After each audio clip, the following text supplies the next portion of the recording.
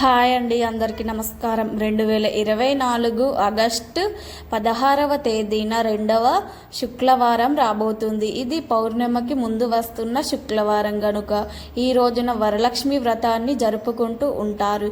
ఇది ఎంతో పవిత్రమైన రోజు. వరలక్ష్మి వ్రతం కోసం ఎంతోమంది మహిళలు ఎదురు చూస్తూ ఉంటారు. అయితే ఎంతో పవిత్రమైన ఈ వరలక్ష్మి వ్రతం రోజున మందారం చెట్టు కనిపిస్తే ఇలా చెయ్యండి చాలు. భూములు, బంగ్లాలు, కార్లు కొంటూనే ఉంటారు. మీకు ఏది కోరుకుంటే అది దక్కుతుంది. అంటే కొంతమందికి భూములు కొనుక్కోవాలనే కోరిక ఉంటుంది, కొంతమందికి ఇల్లు కొనుక్కోవాలనే కోరిక ఉంటుంది, కొంతమందికి కార్లు, బైక్లు కొనుక్కోవాలని కోరిక ఉంటుంది, కొంతమందికి బంగారం కొనుక్కోవాలని కోరిక ఉంటుంది. ఇలా మీకు ఏ కోరిక ఏది కొనుక్కోవాలని ఉన్నా వరలక్ష్మి వ్రతం రోజు తప్పకుండా ఈ పరిహారాన్ని చేయండి. మరి ఇంతకీ వరలక్ష్మి వ్రతం రోజు మందారం చెట్టు కనిపిస్తే ఏం చేయాలి అనే విషయాన్ని ఇప్పుడు మనం ఈ వీడియోలో వివరంగా తెలుసుకుందాం. ప్రతి మహిళ సుఖ సంతోషాలతో వర్ధిల్లాలని వనిత కోరుకోవటం అత్యాశేమీ కాదు. ఆ కోరిక నెరవేరటం కోసం స్త్రీలు శ్రావణ పౌర్ణిమకి ముందు వచ్చే శుక్రవారం రోజున వరలక్ష్మి వ్రతం చేస్తారు. ఇంటి ఇల్లాలు వరలక్ష్మి మాతను నిష్ఠతో పూజ చేస్తే వరాలు దక్కి అన్ని అవసరాలు తీరుతాయి అని. అవసరాలు అనేకం. వరలక్ష్మిని అష్టలక్ష్మి స్వరూపంగా ఆదరిస్తే అన్ని వరాలను దక్కుతాయని. ధాన్య సిద్ధి, శౌర్య, విద్య, సంతానం, ఆరోగ్యం వంటి వరాలు లక్ష్మీదేవి కృప వల్ల మనకు ప్రాప్తిస్తాయి. ఇవన్నీ పొందాలి అంటే ఒక వరలక్ష్మీ మాతకు అర్చన చేస్తే సరిపోతుంది.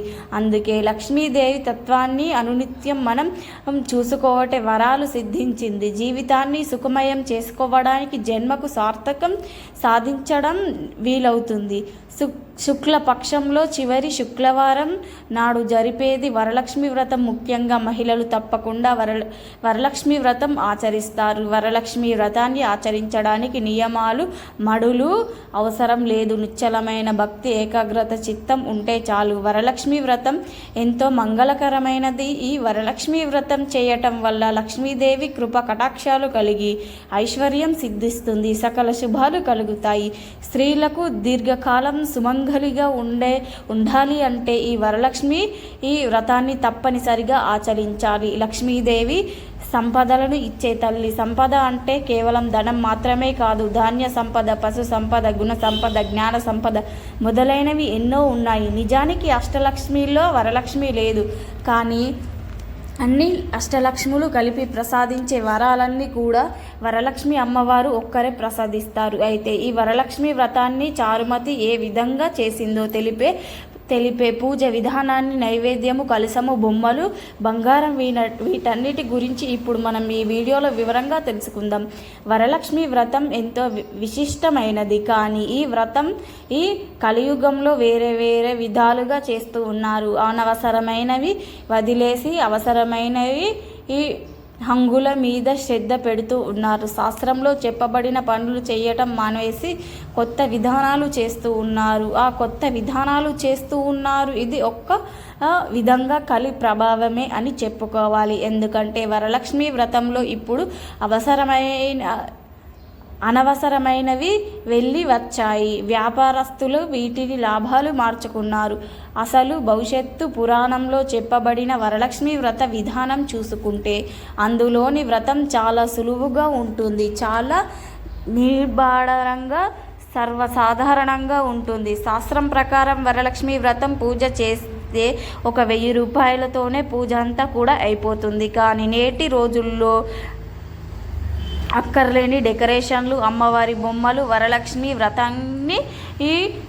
వ్రతానికి కొంటూ ఉంటారు, నగలు కొంటూ ఉంటారు. ఇవన్నీ అవసరమైనవి ప్రకారం, అనవసరమైనవి ప్రకారం. వరలక్ష్మి వ్రత విధానం చూసుకుంటే శ్రావణ పౌర్ణిమకు ముందు వచ్చిన శుక్రవారం రోజున చారుమతి దేవి మొదలైన స్త్రీలందరూ కూడా ప్రసన్నమై మనసుతో రంగురంగుల బట్టలు కట్టుకొని ఆ తర్వాత ఒక పూర్ణ కుంభాన్ని పెట్టుకొని మరి కొమ్ములను పెట్టుకుంటారు, బొమ్మలను పెట్టుకుంటారు, లేదా పంచ పరమాన్నాలు కూడా పెట్టుకోవచ్చు. అంటే బియ్యం లేదా నీటితో కలశం చెంబును ఏర్పాటు చేసుకుంటారు. దాని మీద మామిడి కొమ్మలు లేదా మర్రి కొమ్మలు పెట్టుకొని దాని మీద కొబ్బరికాయను పెట్టుకొని అమ్మవారిని దానిలో ఆవాహన చేస్తారు. ఆ తరువాత పూజ చేసుకుంటారు.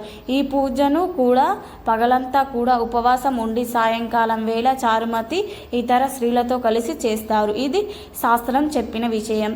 అలా పూజ చేసినప్పుడు వారు నెయ్యి, బియ్యం, పెసరపప్పుతో చేసిన పొంగలిని, అప్పాలను నివేదన చేసేవారు అనే శాస్త్రం చెప్పింది. పూజ పూర్తయిన తరువాత అప్పాలతో కూడిన వాయనాన్ని వృద్ధ బ్రాహ్మణుడికి ఇచ్చారు. ఇది చారుమతి చేసిన వరలక్ష్మి వ్రత పూజా విధానం. ఈ పూజలకు పెద్దగా ఖర్చు ఏమీ అవ్వదు. ఇదే అసలైన సిసలైన వరలక్ష్మి వ్రత పూజ. చారుమతి చేసిన పూజలో శాస్త్రంలో చెప్పబడిన పూజ అమ్మవారికి ఆభరణాలు అలంకరించడం, అమ్మవారి బొమ్మలు పెట్టడం అనే అంశం శాస్త్రంలో లేదు. ఏ విధంగా అయితే మండపం వేస్తామో ఆ విధంగా మండపం వేసుకొని దాని మీద కలశం పెట్టుకొని ఆ కలశంలోనికి అమ్మవారిని ఆవాహన చేసి పూజ చేసుకోవాలి. కనుక ఇలా పూజ చేసుకోవాలి. అది కూడా సాయంకాలం చేసుకుంటే మంచిది. శాస్త్రం ప్రకారం అయితే ఒక పొంగలిని, అప్పాలను నైవేద్యం పెడితే సరిపోతుంది. ఇక బూరెలు, గారెలు, పులిహోర ఇవన్నీ కూడా మన శక్తిని బట్టి పెట్టుకోవచ్చు అని శాస్త్రంలో అయితే వీటి గురించి ఎక్కడా చెప్పలేదు. శాస్త్రం ప్రకారం పొంగలి, అప్పాలు పెడితే సరిపోతుంది. ఈ నైవేద్యాలు శక్తి ఉన్నవారు వేరు నైవేద్యాలను కూడా పెట్టుకోవచ్చు. కానీ ఆ నైవేద్యాలు పెట్టుకోకపోతే అమ్మవారి అనుగ్రహం అమ్మవారికి ఆగ్రహం వస్తుంది అనుకోవడం మాత్రం మూర్ఖత్వం అవుతుంది. నైవేద్యాలు వండి పెట్టవలసిన అవసరం అయితే లేదు.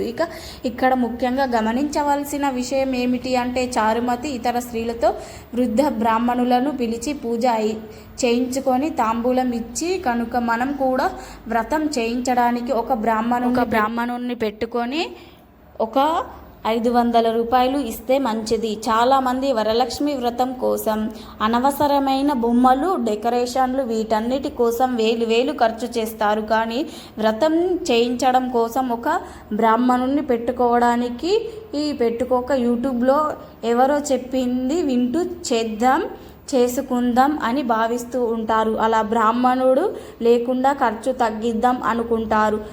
తగ్గిస్తారు.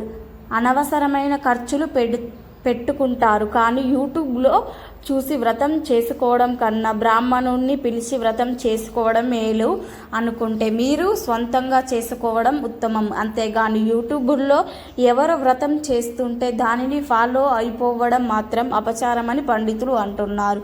అసలు వీలైనంత వరకు ఈరోజు వరలక్ష్మీదేవిని బొమ్మలు కొనకండి. ఎందుకంటే ఇవన్నీ డొల్లా ఉండే బొమ్మలు. అసలు ఇలాంటి బొమ్మలకు పూజలు చేయకూడదు. ఇది అసలు అనవసరమైన విషయం. శాస్త్రంలో ఎక్కడ లేని విషయం. నిజానికి ఈ బొమ్మలు పూజ మండపం దగ్గర ఉండకూడదు. వరలక్ష్మి వ్రత విధానంలో అసలు విగ్రహాలు ప్రసక్తే లేదు. ఇలా కాకుండా వినాయక వ్రత కలశంలో విగ్రహం గురించి ఉంది. అందుకే వినాయక చవితికి బొమ్మలు కొనాలి. కానీ వరలక్ష్మి వ్రతానికి బొమ్మలు కొనమని ఎక్కడా చెప్పలేదు. కలశంలోనే అమ్మవారిని ఆవాహన చెయ్యాలి అని, అమ్మవారి అనుగ్రహణ చెయ్యాలి అని శాస్త్రంలో ఉంది. కాబట్టి వరలక్ష్మి వ్రతానికి విగ్రహాలు పెట్టవద్దు. దీని వలన అస్తవ్యస్తమైన ఫలితాలు వస్తాయి. అస్తవ్యస్తంగా శాస్త్రంలో లేని విధంగా పూజలు చేస్తే అస్తవ్యస్తమైన ఫలితాలే వస్తాయి. కాబట్టి అందరూ కూడా శాస్త్రంలో చెప్పబడిన విధంగా సింపుల్గా వరలక్ష్మి పూజ చేయండి. అనవసరమైన ఖర్చులు తగ్గించుకోండి. బ్రాహ్మణుడితో పూజ చేయించుకోండి. బ్రాహ్మణుల్ని పిలిచి పూజ చేయించుకొని స్తోమత ఉన్నవారు మీరే పూజ చేసుకోండి. అంతేగాని యూట్యూబుల్లో చూసి మీరు పూజ చేసుకోవద్దు. అప్పుడే ఫలితం వస్తుంది. అలాగే ఈ వ్రతాన్ని చేస్తే ఆడవారు కూడా పవిత్రంగా మనసుతో ప్రశాంతంగా చెయ్యండి. ఎక్కువగా నైవేద్యాలు చేసుకొని హడావిడి చేసి అలసిపోయి పూజ దగ్గరికి వచ్చేసరికి చాలా తక్కువసేపు పూజించకండి. ఇలా చేస్తే అమ్మవారి అనుగ్రహం త్వరగా కలగదు. లక్ష్మీదేవి వరలక్ష్మి వ్రతం రోజున మీకు ఏ సమయంలో మందారం చెట్టు కనిపించినా ఆ చెట్టు దగ్గరకు వెళ్ళండి. మీ ఇంట్లో మందారం చెట్టు ఉంటే ఆ చెట్టు దగ్గరకు వెళ్ళవచ్చు. కానీ పొరుగింట్లో ఉంటే అక్కడ కూడా మందార చెట్టు కనిపిస్తే ఆ మందార చెట్టు దగ్గరకు వెళ్ళండి. మందార చెట్టు దగ్గర నుండి ఒక మందార ఆకును కొయ్యండి, అలాగే ఒక మందార పువ్వును కూడా కొయ్యండి. ఆ తర్వాత అవి తీసుకొని మీ ఇంట్లోకి రండి. మీ ఇంట్లో ఈశాన్య మూలన మందార ఆకును పెట్టండి. మందార ఆకు మీద కొన్ని బియ్యాన్ని వెయ్యండి, తెల్ల బియ్యాన్ని వెయ్యండి. ఈ బియ్యం మీద చిటికెడు కుంకుమ కూడా వెయ్యండి.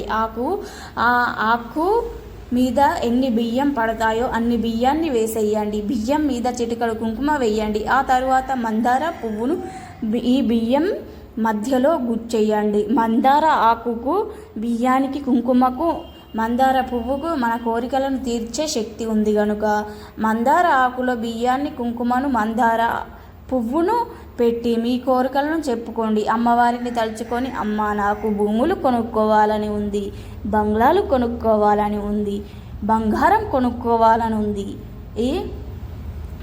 ఇన్ని ఇబ్బందులు పోయి నేను కోరుకున్నది కొనుక్కునే అవకాశాన్ని నాకు ఇవ్వు తల్లి అని మనస్ఫూర్తిగా మీ సంకల్పాన్ని అమ్మవారికి చెప్పుకోండి.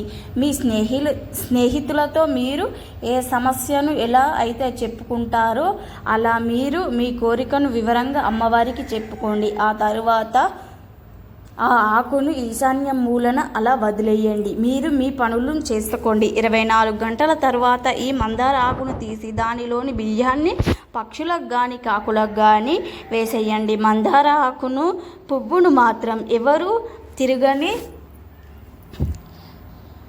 తిరగని చోట పడవేయండి. వరలక్ష్మి వ్రతం రోజు ఈ చిన్న పరిహారం చేయడం వలన మీకు ఉండే కష్టాలు కూడా పోతాయి. ఖచ్చితంగా మీ కోరికలు నెరవేరిపోతాయి. బంగారం కొనుక్కునే అవకాశాలు వస్తాయి. మీరు శ్రద్ధగా ఈ పరిహారం చేశారంటే మళ్ళీ వచ్చే వరలక్ష్మి వ్రతంలోపు మీ కోరికలన్నీ కూడా తీరిపోతాయి. భూములు కొనుక్కోవాలి అనుకునేవారు, ఇల్లు కొనుక్కోవాలి అనుకునేవారు చక్కగా ఇల్లు కొంటారు, బంగారం కొంటారు. ఇవన్నీ కూడా కొనుక్కుంటారు. మీరు ఏది కోరుకుంటే అది కొనుక్కోగలుగుతారు. ఎందుకంటే మందార చెట్టుకు అంతటి శక్తివంతమైనది కాబట్టి మీరు కూడా వరలక్ష్మి వ్రతం రోజు ఈ చిన్న పరిహారం చేసి శుభ ఫలితాలను పొంది ఆనందంగా, సంతోషంగా జీవించండి. మా వీడియో నచ్చితే లైక్ చేయండి, షేర్ చేయండి, అలాగే మా ఛానల్ని సబ్స్క్రైబ్ చేసుకోండి. మీ అందరికీ ధన్యవాదములు.